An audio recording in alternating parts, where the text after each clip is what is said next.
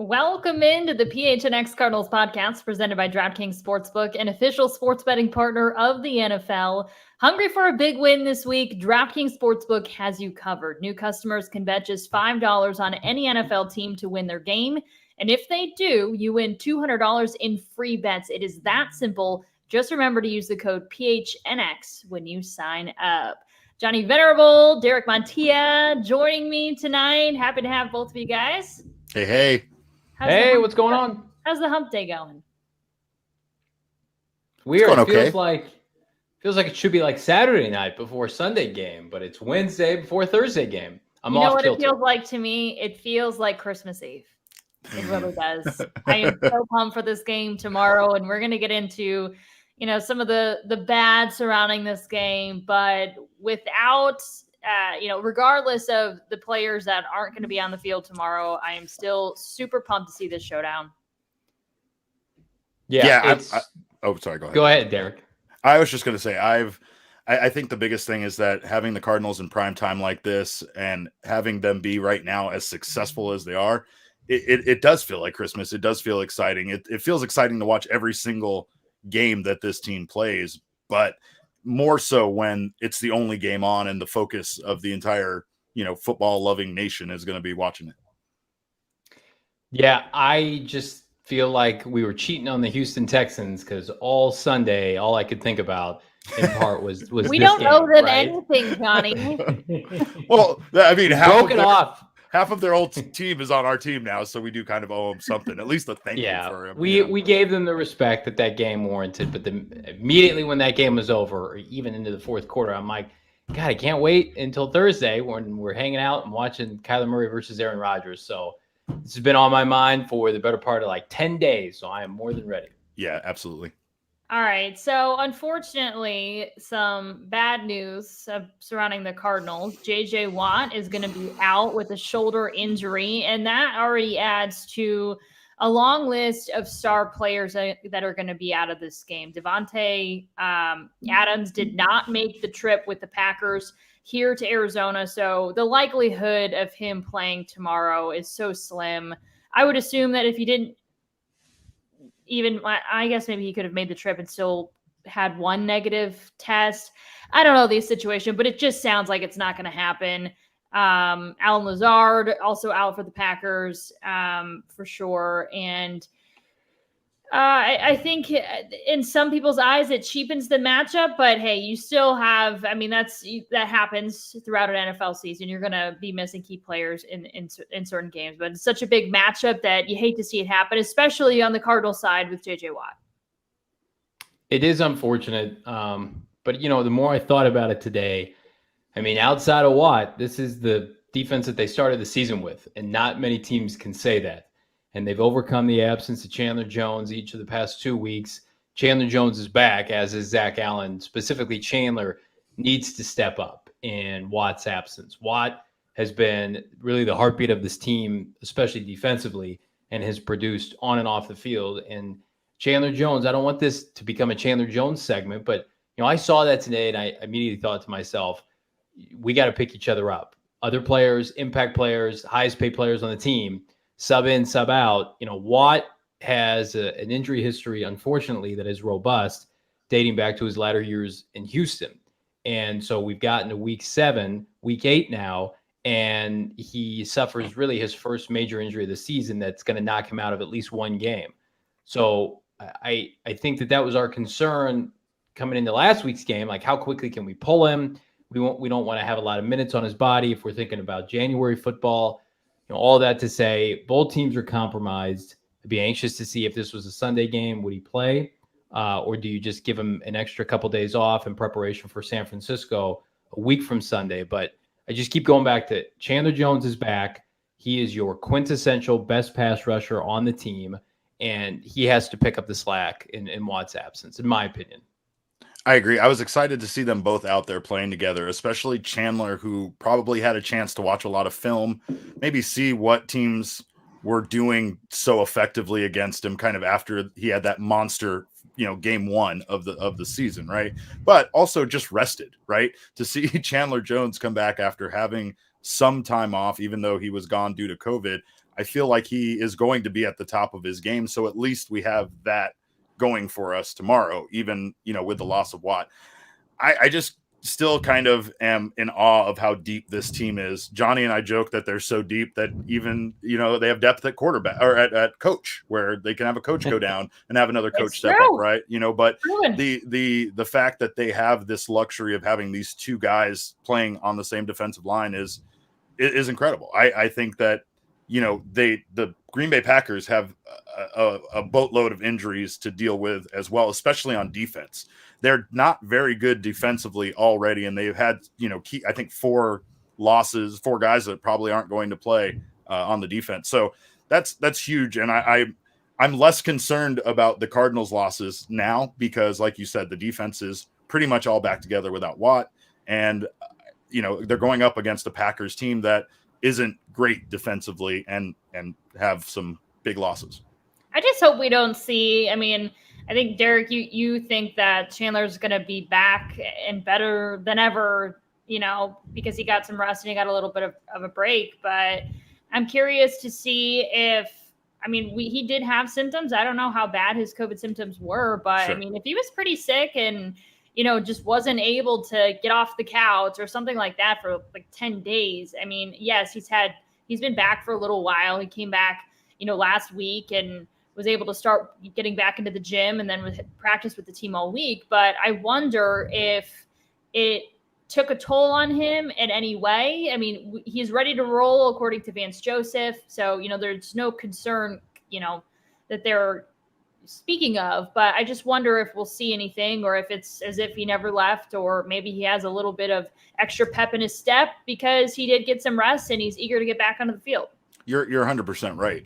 Honestly, that's the biggest problem with COVID in society in general. We none of us have any clue how it's going to affect us when and if we contract it, right? I think with athletes, we always think, oh, they just tested positive, but they're okay otherwise. You're absolutely right. He could have easily been, actually sick with, especially this, COVID affects you and your energy levels, so if he can't work out and he can't stay in top form, then he could be affected by it. So there's no real way to tell until he gets out there. I probably always assume that it's more of a coming up testing positive thing rather than, affecting him. And that's not always the right thing to assume, I suppose.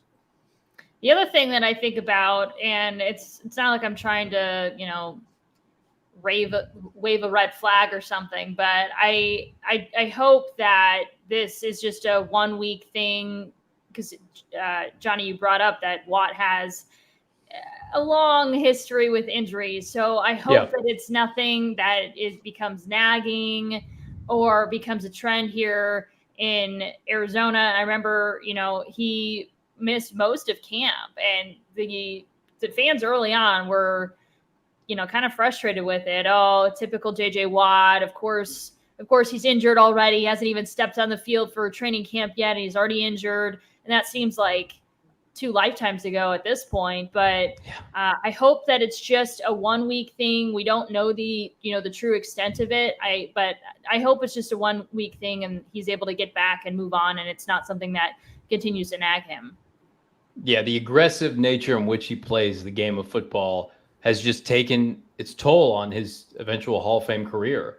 He was so elite, so fast in the first 1 to 6 years of his career in Houston that, unfortunately his body hasn't failed him, I guess, over the last, 2 to 3 years, but it's slowed him down. And I think that the hope is, can we put JJ Watt a little bit more on a pitch count when and does he come back with Jordan Phillips? When you get Corey Peters back, you mix and match some of the pass rushers interchangeably that the Cardinals have. And again, they're in a position where, you need to stack wins now, but you also need to start thinking about getting guys healthy for the stretch run when you're competing against the Rams for the division and then eventual playoff seedings. The unfortunate part is they're going up against a team tomorrow night that you figure is going to be right there down the wire with them, contending for a top 1 to 2 seed in the NFC. So while I still think they will win, certainly Watt, to me, right now he's the defensive MVP. I'd rather have him out there, with all due respect to guys like Budda Baker and Chandler Jones and Jordan Hicks and Isaiah Simmons, just the impact defensive lineman that can penetrate on seemingly every down, blows up the run game, has an opportunity to rush the passer. They're irreplaceable. So other guys are just going to have to step up in the process. I have faith that they've got, enough talent on the defense that, although you hate to have JJ Watt out, that the defense is still going to be okay without him. On the other hand, the position that I'm a little concerned about is the center position. So Rodney Hudson remains on IR. Now Max Garcia is dealing with an Achilles injury, and we're unsure whether or not he's going to be able to go tomorrow. If that's the case, a guy by the name of Sean Harlow is going to start at center. And if you're wondering who the heck Sean Harlow is, we'll get into that in a second. But here's what Cliff had to say when he was asked about his confidence if Harlow does have to step in. He's played it before, and he's got a bunch of reps in our system. We'll sit Rodney out some Wednesdays or just limit him Wednesdays, and during those days, Sean has gotten some good work. And so there's a high level of confidence of, how he'll be able to perform if he's called upon. Okay. All right. So that's interesting, when Rodney was playing at some Wednesdays, they just completely let him sit and Sean would get some reps. It still doesn't mean he's going to be good to go to take that position. We've seen even Max Garcia struggled a little bit, just the timing with snaps, several botched snaps the last couple of weeks, even though he did an overall good job. But it's just, there's so much that goes into that position. It worries me. And I think we also have seen Kyler, since Rodney Hudson has gone down, Kyler's game has changed. He doesn't seem as confident behind that offensive line, which is another factor. That interior pressure that has come about will be his undoing from an injury standpoint, from an efficiency standpoint.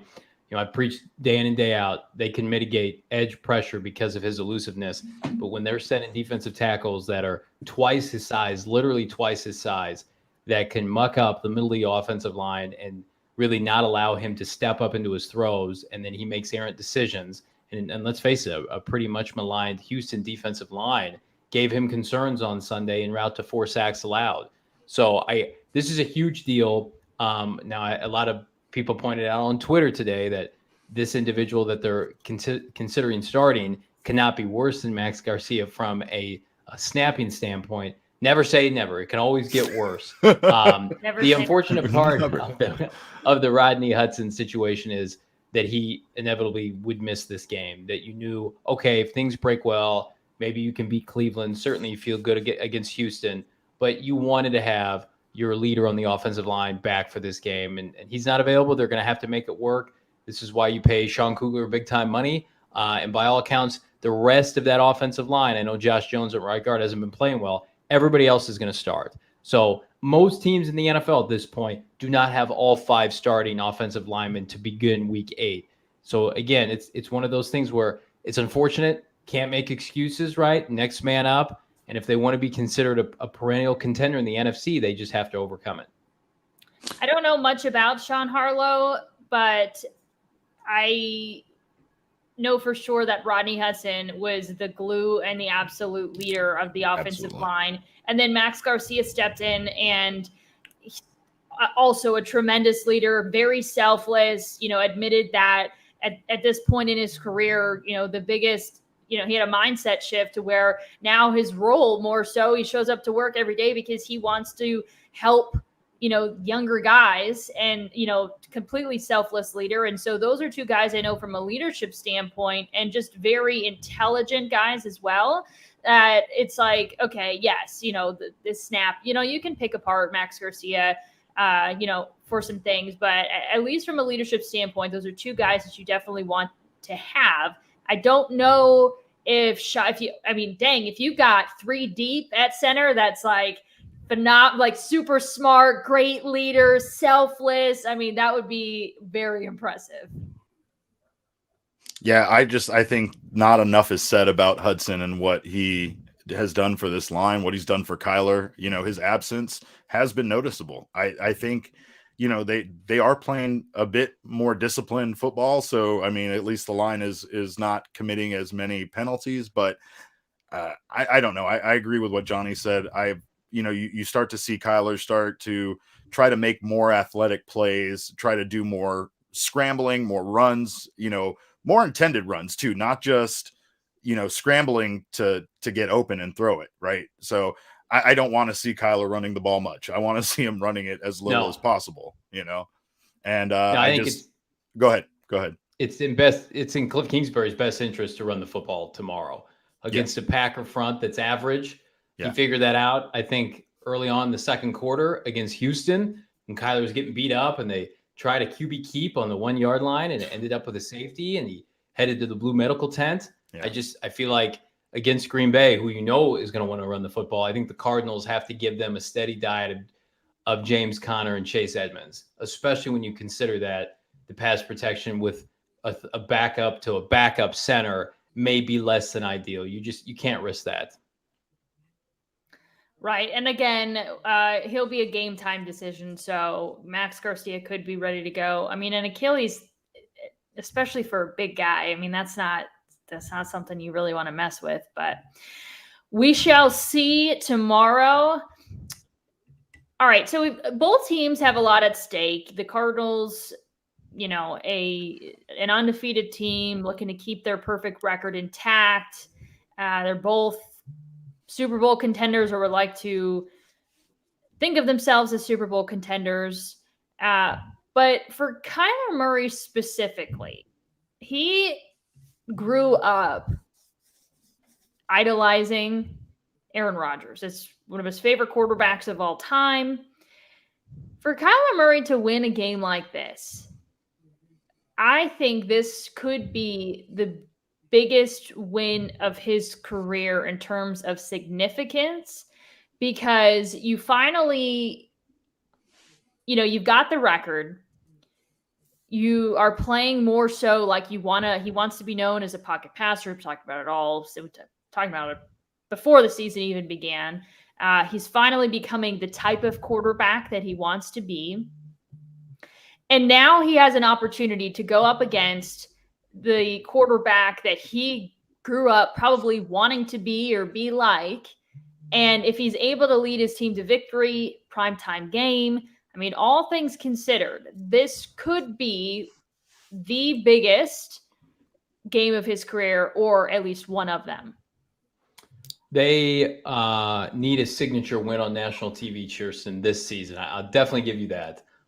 Because I think that the skeptics of this team haven't watched them play this year, for whatever reason, aren't taking into account their opponents and the final scores of those games, right? The Green Bay Packers are a top 5 brand, maybe in all of sports, but certainly in the NFL. They have one of, if not the largest fan base, along with the Dallas Cowboys. So if you're able to put them on notice in the NFC, that was very much theirs for the taking last year, and now you've got this upstart team with this young, dynamic quarterback, then let's face it, a lot of people outside this organization nationally still don't believe in, right? Little 5'10" Kyler Murray, not sustainable play over a 17-game season. I agree with you. I think that in terms of this season, it would definitely be the biggest win to date, given the magnitude of the opponent, the record of the opponent. We go back to the week, I think, 5 game against the LA Rams, and that was the biggest win at the time. And then as was Cleveland. And now it's like you're graduating every week with the level of play just to be in the conversation amongst the NFC elite, 8-0 against, blue blood brand like the Green Bay Packers. And if he outplays Aaron Rodgers, that is going to be such a hat tip to his resume. And man, oh man, if the MVP chants weren't loud enough now, imagine what they'd be after this game. I got in on that action at the beginning of the season, by the way. There you go. Saying. I also want to say, like, the undefeated nature of this, I think, adds on this extra pressure, like what you're saying, Chierstin, about it being. I agree. I think it is the biggest game. I think that, yes, they went along. They had these wins, and each one was more and more important. But it's more important because they stayed undefeated, right? And so now here we are in, a shortened week, and they at least I think the skeptics look for every reason why to say that this Cardinals team isn't a real deal, right? I think that when you look at what the defense has done, mostly that explains so much about why they're here. But offensively, this team has just continued to stay on a roll. When I look at what Green Bay has done, yes, I think that offensively these two teams are very comparable. I just defensively right now, I don't see it. right? And so I think I believe strongly in their ability to win this game, and I think it's important to do so on a big stage so people stop ranking them second and third in their power rankings on Tuesday when they're still undefeated after the weekend has come and gone.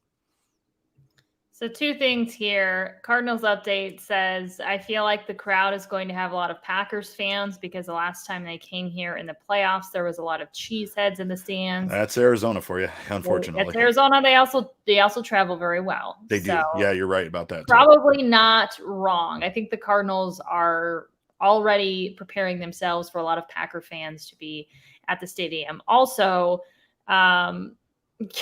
I believe we have a super chat here. This is my first time. I don't typically, I only produce a show once a week, and so I've never seen what a super chat looks like.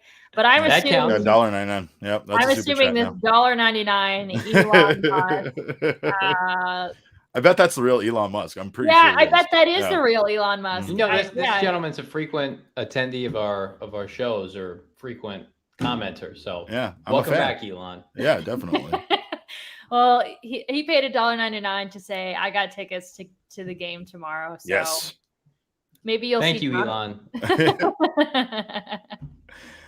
Oh yeah. No, I mean, I do love going back to the fans just a bit. I love, the wave that's building, right? I've been here a long time, and I've seen the fan bases for all of our teams go through ups and downs, and I know how it is. Arizona's just a transplant state, but I'm not that worried because I think as this team continues to make history, this stadium's going to be packed full of fans, and I don't know. I think the Cardinals are already a little used to having a lot of opposing fans in the building as well. I feel like I know the answer to this question, and we're probably all going to agree on it. What would have the biggest implication? A Cardinals win or a Cardinals loss? Oof. I would say win. I don't think a loss means much because at worst you're tied with the best record in the NFC with the Packers. You assume the Rams are going to take care of business this weekend against Houston. It gives you 10 days to get healthy, get focused for San Francisco. A win takes things to it. I mean, every week you start stacking more wins, it takes this whole thing to a different level. And you got people worried about the 72 Miami Dolphins all of a sudden at 8-0. So I think a win, who knows, a loss may help them level set too, even if they don't perform well. Sometimes a loss can be a good thing. I would disagree with that, but to rationalize it in my head, I think a win makes much more of an impact. I agree with what you're saying. I disagree with your thought process about the loss. And the only reason why I say that is I want this team to win a Super Bowl. The whole undefeated thing, that's great and all, but that at the end of the day is kind of meaningless to me when I want them to win a Super Bowl. I think the additional pressure and the additional story that would be behind it and everything, it's just something else to distract from that end goal of a championship. But I agree with what you said about the loss. Some people will say, yeah, that's what we thought was going to happen in this game. And most people would move on. I don't think that they would move too far down in what people thought about them. I do think though that a win, especially against Aaron Rodgers in the short week and everything like that, it starts taking this team into legendary status, right? It takes it to another level. Plus, we start talking about them actually being able to plan for the playoffs a little bit after this win. I mean, not get crazy with it because we've seen their second half of their season take a terrible downturn before. But I mean, we can actually start thinking, about playoffs and what this team needs to do to, I don't, like you said, manage guys, manage JJ Watt, manage some of the older guys just to make sure that they're able to make it through this long season and be a factor in the playoffs. I am totally skipping around here, but I just realized that I forgot to mention another player that's questionable with a hamstring for tomorrow's game, and that's Deandre Hopkins. Today, Cliff was asked about his status and said, knowing Deandre Hopkins, this is a primetime game. He loves the bright lights. If he is able to go, he's going to be out there. But he's still questionable heading into the game and will likely be a game-time decision. So is that concerning? Or do the Cardinals have enough enough depth at this point and enough targets, especially now with Zach Ertz, that, it's another situation like JJ Watt where he's a great guy. You can't, he's the top at his position, but you can't, you can't replace him, but they're going to be fine without him. He's going to play. There's no doubt in my mind he's going to play.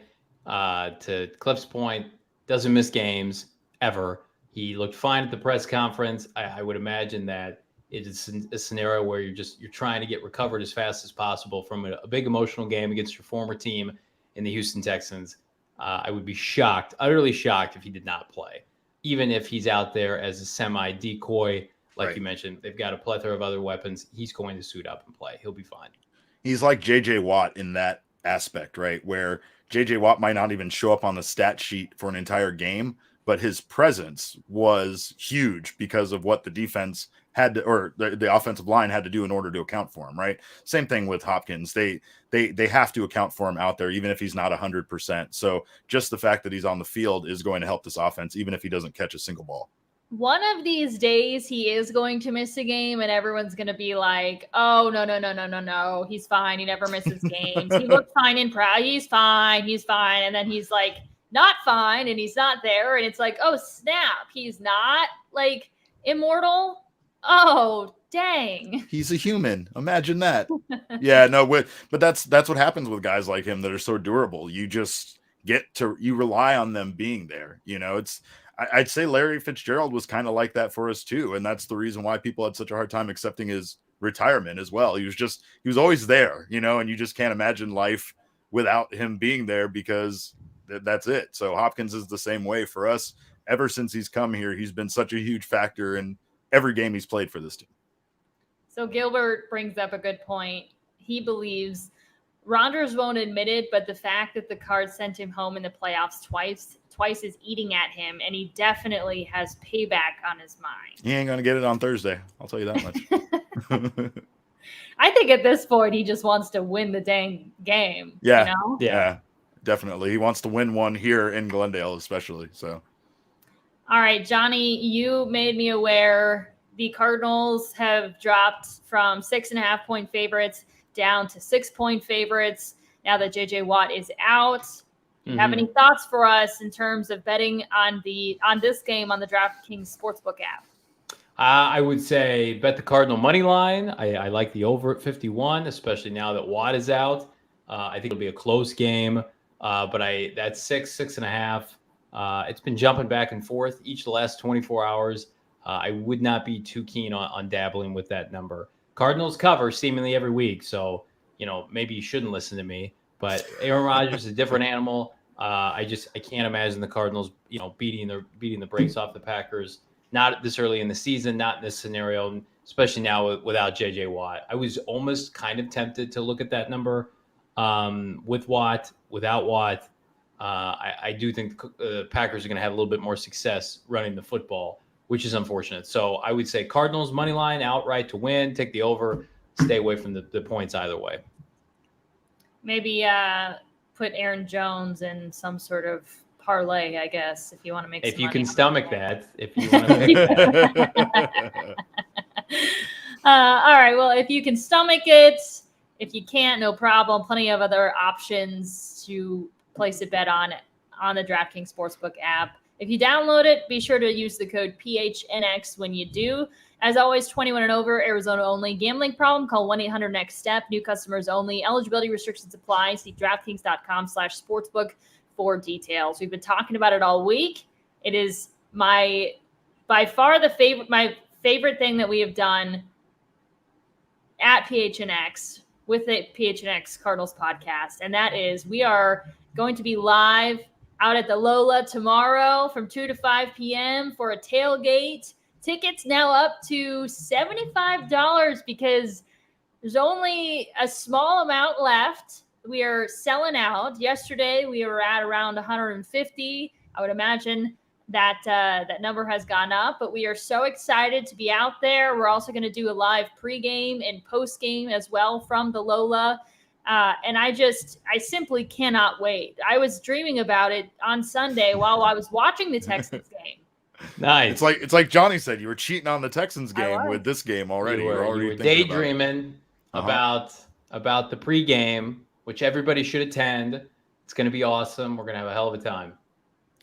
I absolutely love stuff like this, by the way, and it's one of my favorite things that we're planning on doing, and we've talked about, right? Just these tailgate events, and I know the Coyotes had a lot of fun with their pregame kind of event that they had over at the Gila River before one of the games. So I'm excited for it. I'm going to be there too, so I'm not going to do anything. I'm just going to be in the background screaming about the Cardinals, drinking and eating. Yeah, that's right. I'll just be there drinking and eating. It is an open bar and there's a buffet there. So everybody there, I'm sure, will be consuming a lot of beverages and a lot of food. All right. Time for the Bird Gang Blitz mailbag, where we take your questions on the Twitter machine and answer them here. First up, Kyler Murray wins. That is a big K1 fan right there. I like that. That's a good handle. Kyler Murray wins asks, will Chase Edmonds get the touchdown he deserves? We've been asking that every week so far this season, but he was asked that question today, or whether he was frustrated at all that he hasn't found the end zone yet. And of course, what means the most to him is just that the Cardinals were winning. So, but that aside, he says he would like a touchdown. So maybe the Cardinals can get him one on Thursday. I almost said Sunday again. I'm going to say something it's all right. No problem. A little controversial. I think touchdowns from running backs are overrated. I think if you're a team, Chase Edmonds, with all due respect to Chase, they had Chase Edmonds last year. They couldn't score touchdowns inside the red zone, inside the 10. And that's why they brought in James Conner. Chase Edmonds, phenomenal back. I think he's top 5 in yards per carry. Phenomenal pass catching back. If the Cardinals don't pay him this offseason, somebody else will, and he's going to have an opportunity somewhere to contribute. But James Conner. Why do you have to go there, Johnny? I just feel like he went dark really fast. Touchdown, and you're talking about him going elsewhere next year. His touchdowns have been what do you call it? It's a fancy term where you've been hawked by James Conner. Yep. That's what they brought in James Conner to do. That's why he doesn't have any touchdowns. Unless he breaks off something 20-plus yards or more, he's not going to have many opportunities because James Conner is so effective between the tackles. So as a fantasy football owner, I will say I actively avoid players like Chase Edmonds because of that exact reason, right? The Terminator was brought in to get touchdowns. That's what he's here for, right? Love you, Chase. Chase is not going to happen this year. Well, and I mean, honestly, as someone that's, I like rushing. I'm a big running back fan. I'm not like Johnny. I believe in their touchdowns, but I think that what you see here is the Cardinals have somebody that can just about get 2 yards every time he touches the ball and wants to get 2 yards, right? So Chase Edmonds, he's just that back that tends to not be able to get those short yardage, situations done. He often goes out to the outside too often. He's not that power back, and that's what they brought him in for. The Cardinals are going to end up on the goal line a lot. That's just the way that this team does things. They're going to give those touches to James Conner. So I'm sorry, Chase. Your touchdown's probably going to have to wait. Their quarterback is little. He cannot sneak the ball. He does not play under center. Their center is out, and their backup center could be out. You cannot then take Chase Edmonds at 5'9", 180 pounds, and try to ram him in on the goal line, which is where the Cardinals find themselves a lot. Right. That's why they have James Conner. Sorry, Chase. No. So the answer to the question is no, he will not score. Never, ever. Not this whole, I don't know. Maybe not the whole season. Never say never, but never. All right. Next question from Richard Fuentes. What do you know about the possible starting center Harlow? Would he have beat out Mason Cole? Is how I'm going to gauge his play. The only thing I know about him was he was drafted in the 4th round from Atlanta. Same year, the Cardinals took Lamont Gilliard in the 6th round out of Georgia. So it's not for lack of ability. And unlike Max Garcia, this guy's natural position is center. And he's been in the league for a while. and he's been in the system for a while. This is his second year with the team. That bodes well. He's not a street free agent coming in to play center. I have no idea how he stacks up against Mason Cole. Mason Cole wasn't very good, so my hope is that he is better. I have to wait and watch him, though. Everybody's hope is that he's better. Unfortunately, sorry, Mason, but he was not that good. No. Okay. This is either I always get a little nervous when I see this name because I don't know if it's George or Jorge. Mario Lozano. Sorry if I messed that up in any way. He says, what would be the main reason for losing this game besides Aaron having a good game? Oof. Derek, you would take a crack at that? I would take a step back to the last question and say Harlow would probably be a big reason for it, or Max Garcia, depending on how the line does. That's where my concern is. My concern is seeing what happened to Kyler last week. That terrified me. Just seeing him go into that go into that blue tent. I don't want to see that. And as far as everything is going for the team this season, Kyler is the one guy that this team can't afford to lose, right? So what worries me is the play of the offensive line. And I think if they don't win this game, it would probably be the play of the offensive line that cost them the game. That is a good point that you just made. Not that I disagree. I just never really thought about it. I think there's one player and one player only on this team that the Cardinals would not be able to overcome losing. It's Kyler Murray, for sure. Mm-hmm. I mean, that's probably the case with most teams, but we just talk about how much depth this team has at every position. They really do have depth at every position. I think you could have a guy missing really anywhere on the field, but you got to protect Kyler because he is not disposable. And if they even had a backup that was a little bit more like Kyler, I would feel just a little bit more confident about it. But just Colt and his entire gameplay is completely different from Kyler. So this team is built around him, and I can't imagine, them having much success without him. But that's why for me, him staying, his ability to throw, his ability to stay in the pocket. It's to me, it's all that the questions at the offensive line. I'm not worried about the defense one bit. This defense has been outstanding this year, and I think they're going to step up even more so in this game.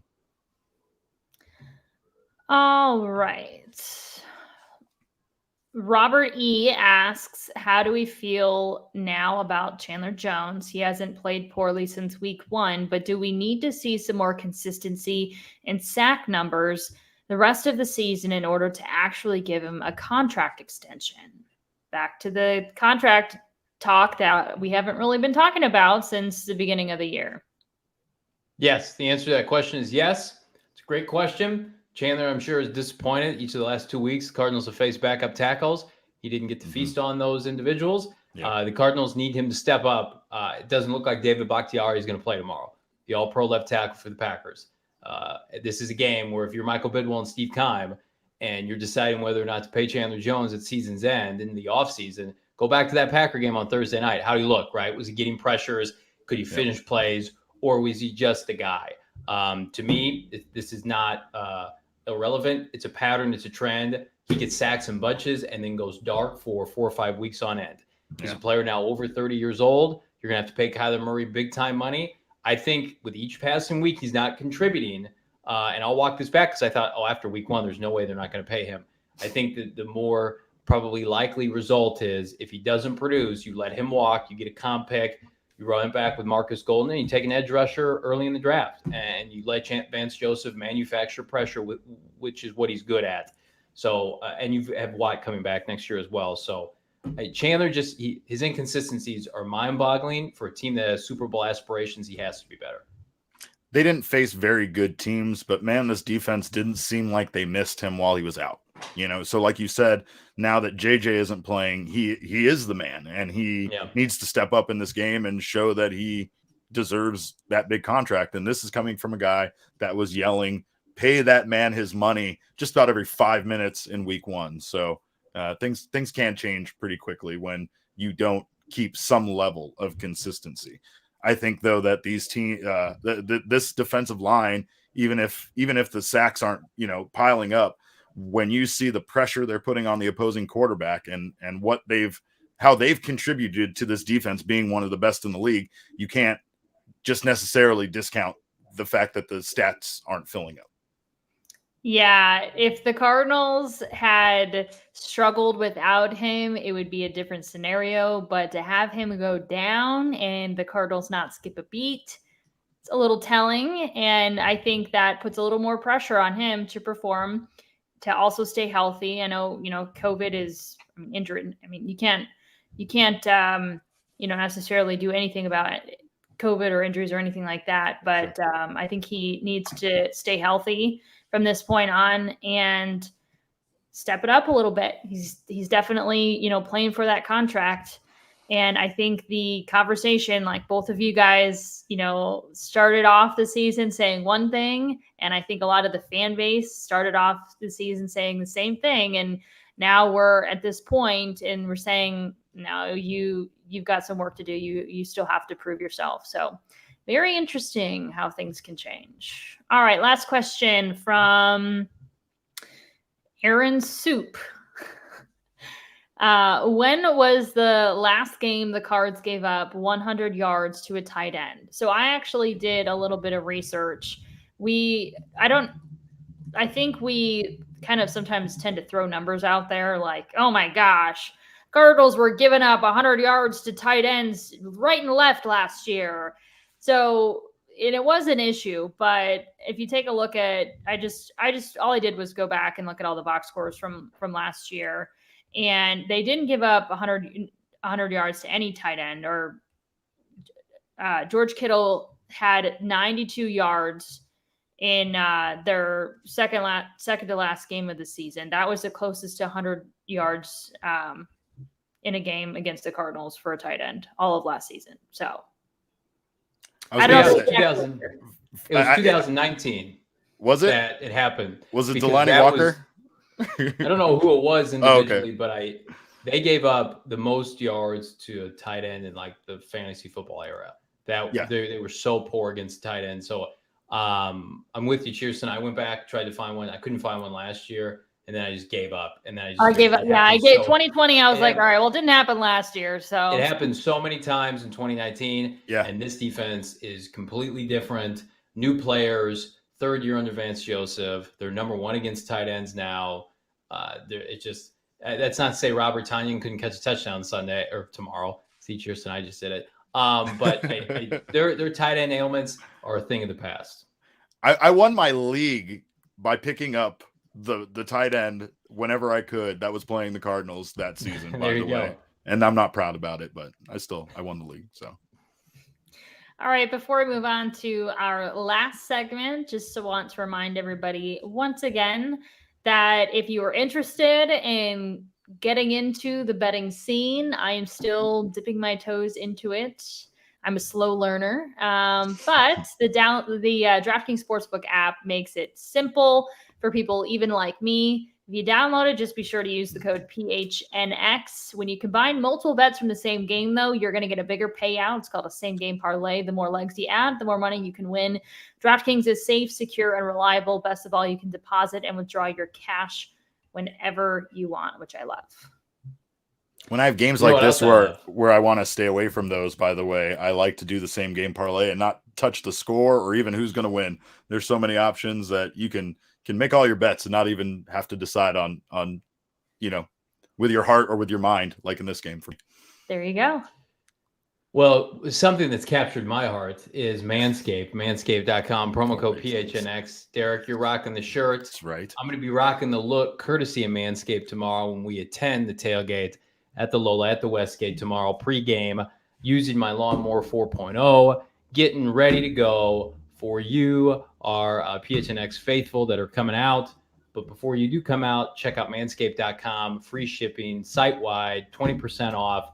But you got to use that promo code PHNX to take advantage of all the phenomenal deals. We're so excited about our partnership with Manscaped. And yeah, if you're interested, check it out. I know this is a PHNX Cardinals podcast and not a Packers podcast, but to wrap it all up, I think this will give us all a laugh. This is Aaron Rodgers remix of a press conference because I added a little bit of some video in. So take a look. Different now that they've renamed it State Farm Stadium. It's a great name, for sure. Jake from State Farm. You here to jam? Aaron? No, just an aspiring singer-songwriter with my bandmates. Yeah, I don't know if Jake's going to be there. I know he's coming next week. Wait, what? He's coming next week? He invites Jake to the games? What is Right? this? They must be buddies. This Right? is incredible. At first I thought it was funny that he like made the reference to the commercial and was like, oh yeah, great name for a stadium and whatever. But then I was like, is he being serious? Like he's buddies with the guy with Jake from State Farm commercials. Like, and if that's the case, does that guy go to Suns games? Because Chris Paul does them too. Well, more importantly, can we get a web series about their friendship? Like, I want to see them go on road trips together and just hang out, like go to the bar. I want to see this. This is incredible information. I think there's an opportunity. Rodgers is how many years before retirement, or certainly before he leaves Green Bay? It could be any point, right? A couple more years at peak Rodgers. Cardinals need to have a star player a la Kyler Murray slide into that opportunity, given the naming rights to their stadium is State Farm. That should be the next pairing. Somebody should have asked him, when are you going to pass the baton to Kyler Murray to do collaborations with Jake from State Farm? Because your stadium, Lambeau Field, has no correlation. I can tell you definitively, they don't even have a sponsorship agreement with State Farm because I think they've got a local insurance company outside of Milwaukee, American Families from Milwaukee. And so they do sponsorship rights with Milwaukee. And that's why in the commercials with State Farm, you can see green and gold, but there's never any Packer paraphernalia because the Packers deal with American Family. So how about that? Wow. Kyler Murray didn't have to worry about that, though. He could plug Arizona Cardinals State Farm left and right. Okay, so here's what I want now. I want a series of commercials where Kyler Murray steals Jake away from Aaron Rodgers as his friend. Yes. You know, like he walks in like, hey, you ready to go? And when he walks in, it's like Kyler and Jake are sitting there playing video games like, oh, this is awkward. You didn't call Aaron. Like, that's what I want. And then Aaron just gets phased out forever. And Kyler's the new man. Yeah, ooh, I'm down with that. Harsh. Yeah. Oh, yeah. No, I mean, just it happens to all of us, Chierstin. It happens. We all get phased out eventually and replaced. Okay, so it might as well happen to Aaron Rodgers, both on the field eventually. Look forward to? Am I going to get phased out too? I mean, there's no guarantees to not get phased out. I'm just saying. There's some 12th grader out there, Chierstin, that's gunning for your job. She's already gunning for your job. Absolutely, absolutely. Might be my daughter. I don't know. She watches this show. She's a fan. If that's the case, she's welcome to have my job. I'm happy to be phased out by her. Well, that was a great way to end the show. I love that commercial, and I love the fact that they're actually friends in real life. I would love to see Jake from State Farm at State Farm Stadium tomorrow. That would be wonderful. I actually think, because actually, I'm just remembering this. He lives in Arizona. Who? Jake? The OG one doesn't. Oh, the OG one. Okay, that's what I was like stumbling around. Okay, the old OG one does. Okay, well, never mind then. That was the OG. No, he does. The OG one doesn't. The new one might, but the OG one is from my hometown in Normal, Illinois, and I played high school football with the original Jake from State Farm. What is happening tonight? His name is Jake Stone. I know him well. He's 2 years older than me. He was the OG Jake from State Farm. He worked in that call center, and he had a buddy in creative services. And totally true. None of this Chierstin, do you know a Jake? Do you know a Jake from State Farm? And you're not telling us too, because everybody seems to be friends with a Jake from State Farm around here. No. I know the OG one. I don't know the new one. Well, how do you know just because he grew up in Illinois that he doesn't like currently live here? Because I still talk to him. Okay, so then maybe it's his insurance agent. It's not, but he still works for State Farm. It's a different job now. All right. Well, Johnny, you're going to be at the game tomorrow. After the Lola, of course, you're going to hang out with us for the tailgate party. Then you're heading over to State Farm Stadium for the game. Keep an eye out for Jake. Okay. Yes, the new Jake. Know if he's there. Yeah. Yeah. All right. Well, once again, we're going to be out at the Lola for an awesome tailgate party. We've teamed up with the Bird Gang Travel Club. We've got, well over 100 people going to be there partying with us. We're going to have a live pregame show. We're going to watch the game at the Lola, and then we're going to have a live postgame show as well. So lots of exciting stuff we've got going on tomorrow for Thursday night football, and I cannot wait. I'll see you guys both there tomorrow. See you Can't guys. wait.